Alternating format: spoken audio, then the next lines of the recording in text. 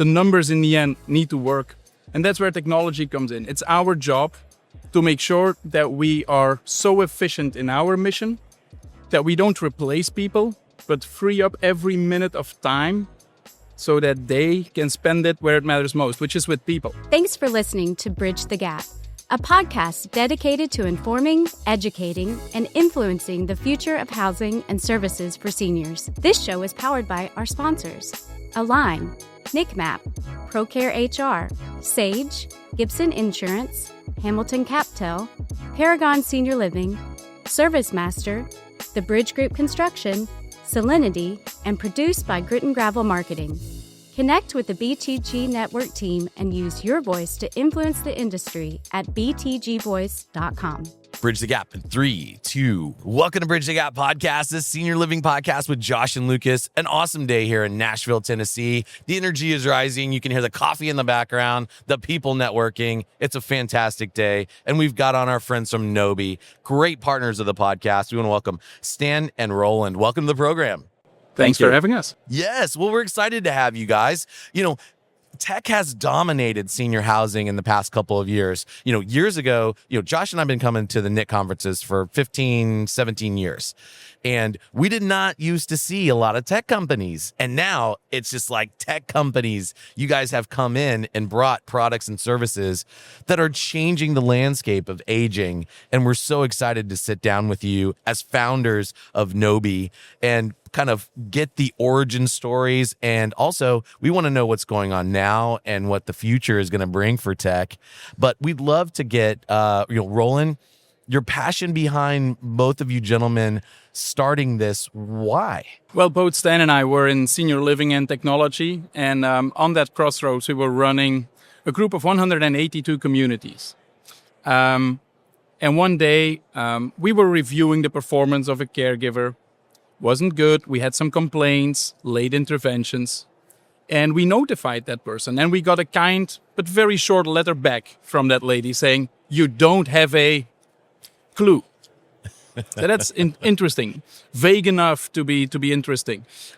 So we went to that community, talked to that lady, and she said, "Have you ever spent a day working here?" I said, "Well, to be honest, no." "Okay, then can you please do so?"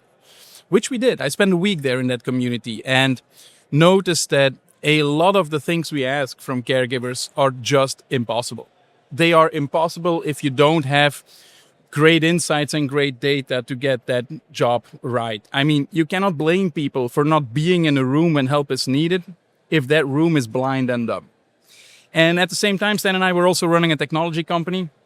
So we saw a lot of potential to improve that and to solve that problem, to make sure that those letters would not be needed anymore in the future. And when we started diving into what for us mattered most in that quest, it was first and foremost false. False was the thing that challenged our communities most and had the biggest burden on our caregivers and the biggest impact on our residents. So that's what we started working on. And when we looked at technology in the market out there were three things that we didn't like. First of all, we felt that everything was way too ugly. And dignity matters. We install technology where people live. So design and desirability should be front and center. The second thing we didn't like is the performance of those technologies was just not good enough. A lot of false positives, a lot of false negatives. That's an operational burden we could not afford ourselves.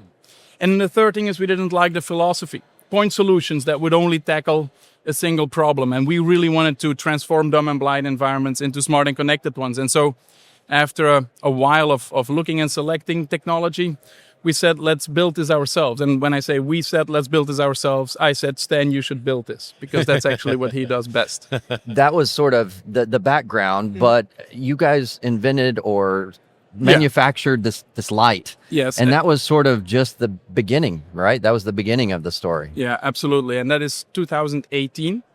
So after 3 years of development, Stijn and his team created Nobi, smartest light in the world. So it's all about beauty on the outside, intelligence on the inside. It's stuffed with technology, but it feels and it looks like a normal light fixture. And it started with fall detection. I think we're still the gold standard in there with 0% false negatives in the field out there. So it hasn't happened that we missed a fall with the current generation of technology. 50 to 55% reduction in the number of falls in assisted living and memory care. And a lot of functionality that we can add, such as circadian rhythm lighting to improve sleep quality, thanks to the fact that we are a light fixture. So yeah, started as a fall detection platform. It has now really expanded to a smart care platform that transforms dumb and blind environments in smart and connected ones. Speaking of dumb, you're going to have to dumb this down a little bit for me. So you talked a little bit about how accurate. Can you explain the why behind why your system is so accurate in the fall detection in particular? Yeah, so we have a very good vantage point of the room. Basically, we're mounted in the center, so we can very well see the complete room. And we've trained it on thousands and thousands of bed people. So the AI is extremely accurate, and we tend to err on the safe side. That's really important. So we rather never miss a fall instead of causing too many false positives. And the false positives, we also have a very good way of coping. So we have one false positive over more than one in 416 days. So every device only in more than a year before it causes a false positive. So it's really important to cope with alert fatigue. Which is a huge point for operators, for managers, for administrators, because the risk mitigation is huge in that. Care staff knows when Nobi sounds the alarm, somebody is on the floor, and that's really important. So a lot of, I would say, U.S. Consumers or U.S. operators maybe not have heard of you guys yet, but you've been at this a while.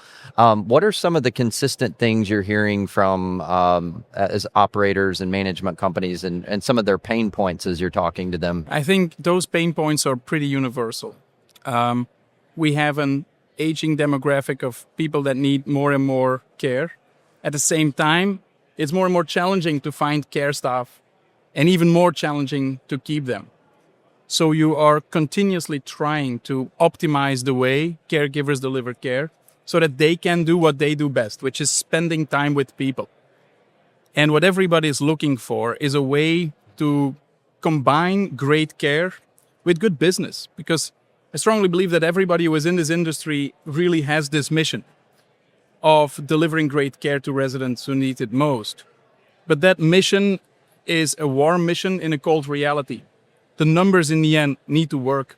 And that's where technology comes in. It's our job to make sure that we are so efficient in our mission that we don't replace people, but free up every minute of time so that they can spend it where it matters most, which is with people. To give you one example, if a fall has an unidentified root cause, that can easily take up 4 to 6 hours of investigation, reporting.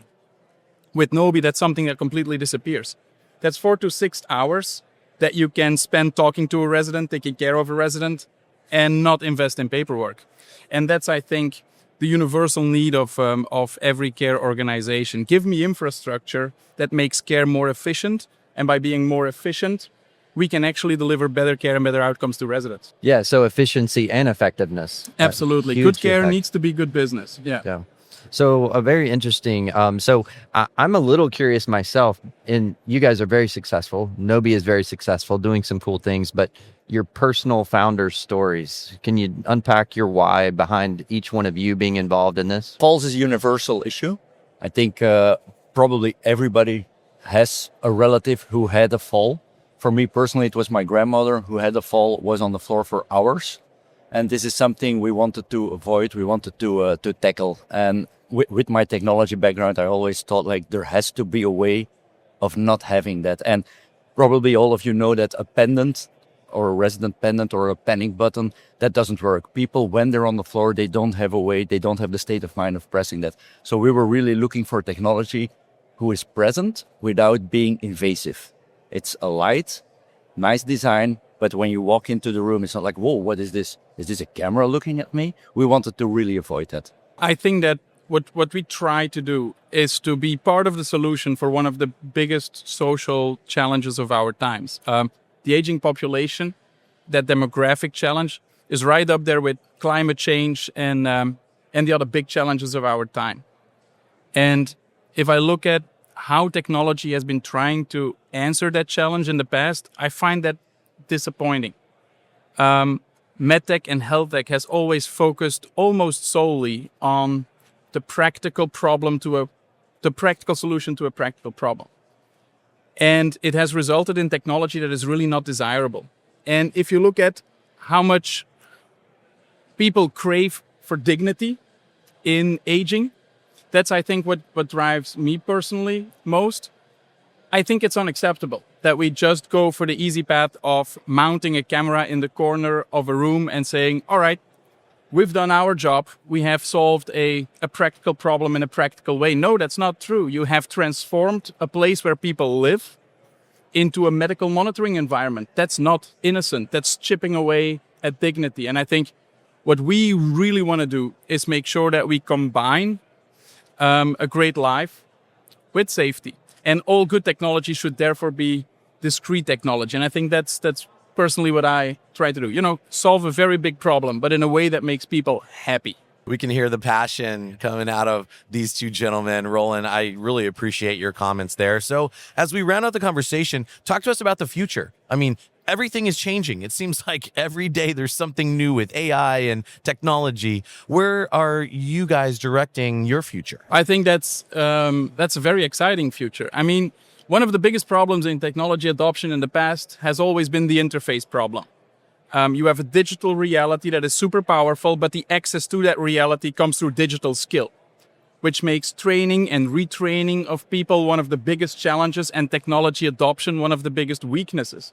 Now with AI, there is a promise of that problem disappearing, of great skill being replaced by great intention, and all systems that you have in senior living seamlessly working together because the technology will be a digital reality that has an intuitive interface.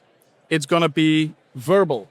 It's going to be individualized. And it's going to require much less training. So I think the future is one in which an EHR, a resident engagement platform, room monitoring systems, nurse call systems, all work together to make sure that data gets translated into actionable insights and recommended actions that are presented to caregivers in a way that makes it effortless to do the best job possible. And so I think that's a very exciting future. Wow, Lucas, if that doesn't get our listeners excited, I don't know what will. Exciting times to be in senior housing and exciting times to enter senior housing for anyone that's on the cusp of wondering if this is for them.